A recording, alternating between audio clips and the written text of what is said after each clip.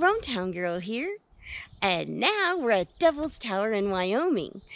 There are a couple different hikes you can do, and of course I picked the easiest and the shortest, and it's also, I think, probably one of the coolest. It goes the entire circumference of the base, so we're gonna get real up close and personal, and it's supposed to be really awesome, and it's only supposed to take about 45 minutes. And I think the distance is less than 1.5 miles. I think it was 1.3 miles. So even I can do that. Oh God, look at that.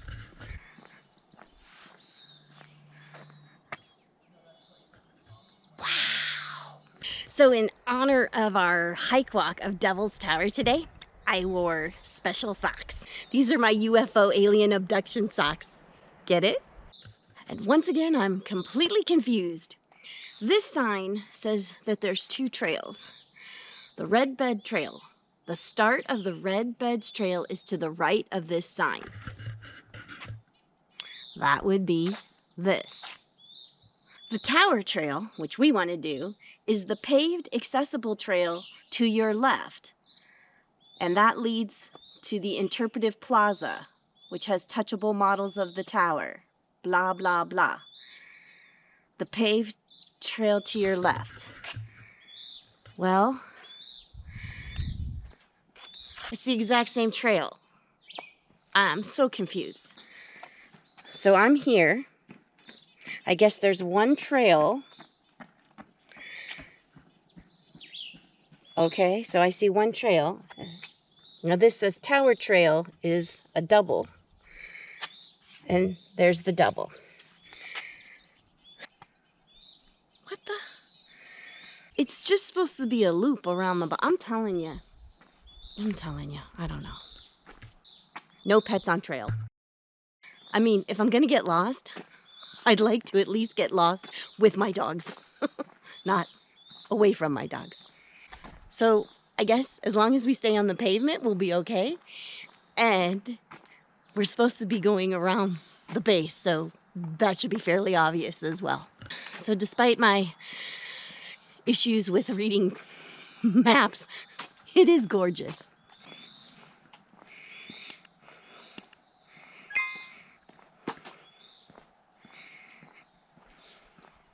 I don't even know why they bothered with to the right of this sign and left of this sign. That was the confusing part.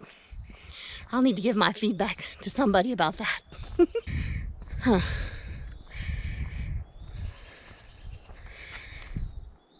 Clearly they don't want you to go there, but doesn't that look like the road that would go right up to the base? So you curious how the Devil's Tower even came into being? Me too. So the story goes that the American Indians, you know, they've got a lot of oral tradition, sacred stories about how the tower was formed. And when you blend them all, the tower grows tall to help people escape bears. The Arapaho talk of a bear girl who slips and scratches at enormous rocks. The oral traditions are rich and complex. We're privileged to hear them. Now you know. So here's a model of Mashed Potato Mountain.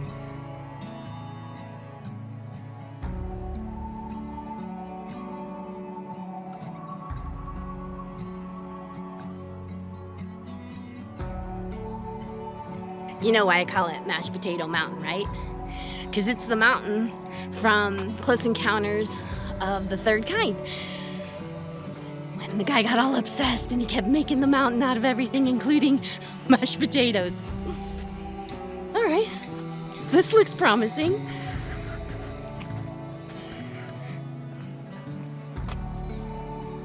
We're going that-a-way. So apparently as we're walking, we're gonna see things, fabrics hanging in the trees, and those have like a spiritual, prayerful meaning for the Indians. And you don't disturb the bundles. Bad juju if you do. And here we go again. Maybe this is the loop. Okay, maybe this is the loop, because look, there, and there. And I'm gonna go there because it actually says the Tower Trail, so perhaps this is where they want us to start. Okay.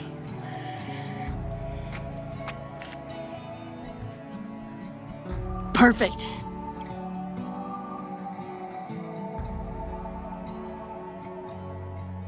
So it's about 7:30, so we should do the entire loop by 8:30. Then we're going for breakfast. Look, there's Romeo and the dogs.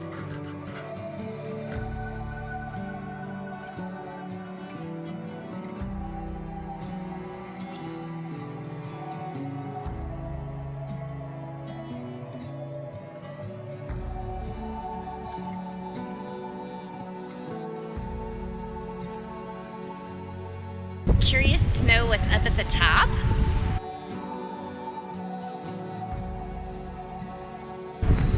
So it's almost 867 feet up there, and the top apparently looks like a jagged dome about the size of a football field.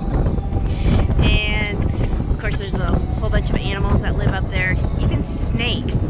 How the heck did snakes get up there? This part of the trail is all up, up, up. Which means I hope the other side is down, down, down.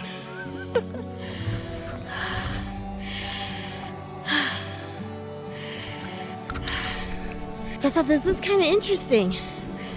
Along the path, there are all these plastic benches placed perfectly to stop and catch your breath. And look, they are actually made from a recycling program. So maybe those are some of all the bottled water that I drank.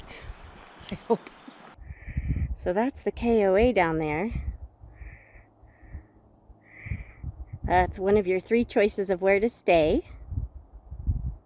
They are the most expensive, but they do have full hookup. They are right at the base of the entrance, right before the entrance.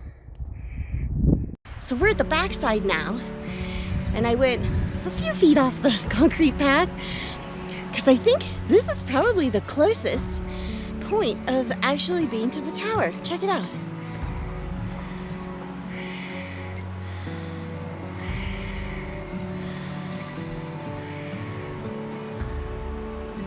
Tower, big boulders that fell down, log in front of me. Pretty cool. Yay!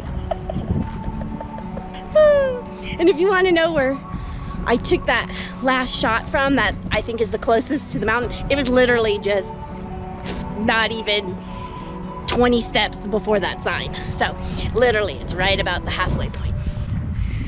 So let's see how I'm doing on time. I started at 7:30 and we hit the halfway mark at 7:55. Not bad for a totally overweight, out of shape octogenarian almost. Did you know I'm gonna be 59 in about a week?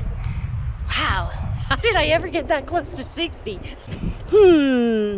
I'm a little bit beyond that halfway sign. This may actually even be closer. What do you think?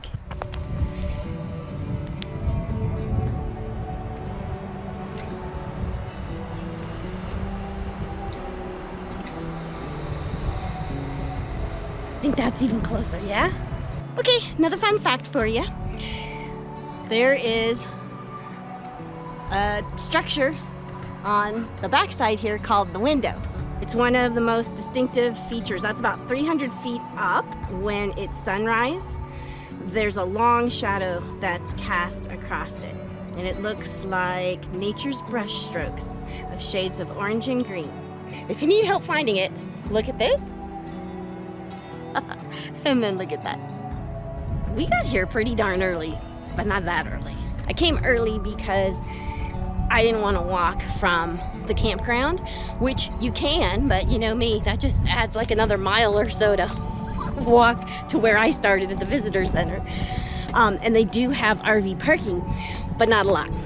And as it is the Friday before Memorial Day weekend, it was possible that the RV parking could fill up quickly. So I just got up, I'm always up with the sun anyway. So I was up around 6 and got here around 7. So we missed that. But now you know. So if you come, you might want to do this hike and try to be here at sunrise. And then you can tell me how beautiful it looks.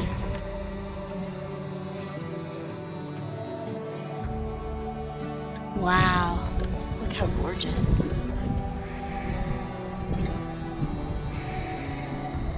Well, I think it's official. This is hands down the closest you can get to Devils Tower. My shoe, Devils Tower. I'm touching Devils Tower. So this is probably, it's halfway between the halfway point and getting back to that loop beginning. Wow, we're touching it. I'm touching it.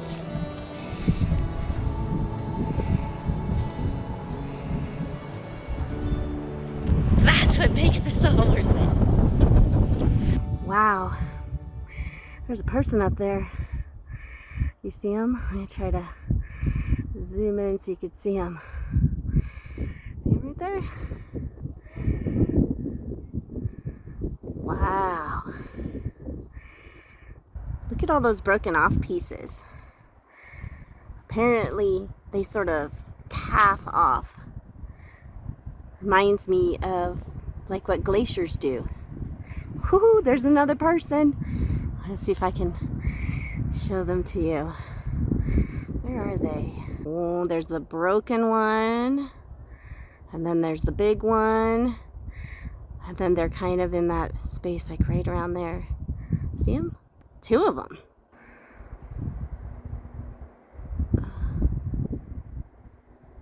There's just not enough Xanax in the world. Different strokes, huh?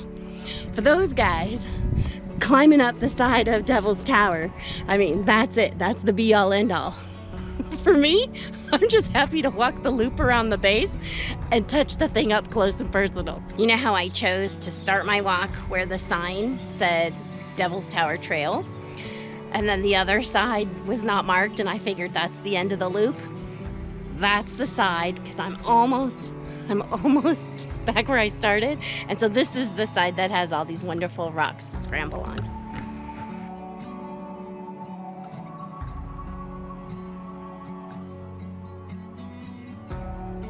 Whew, check this out.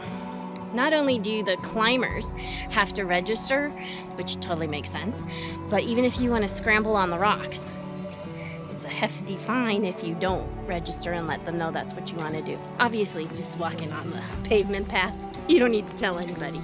And we're done. Okay, let's see how long that took. Mind you, I stopped, I shot video, I read signs, but you'll do a lot of the same. You'll take pictures and things, so we did it 8:28, so just about an hour. Here's the RV parking.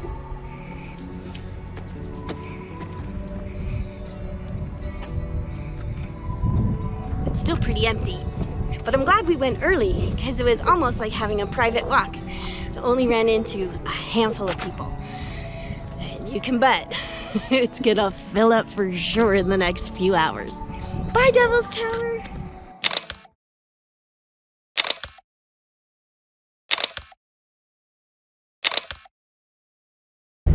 It's the Friday of Memorial Day weekend. Here they come.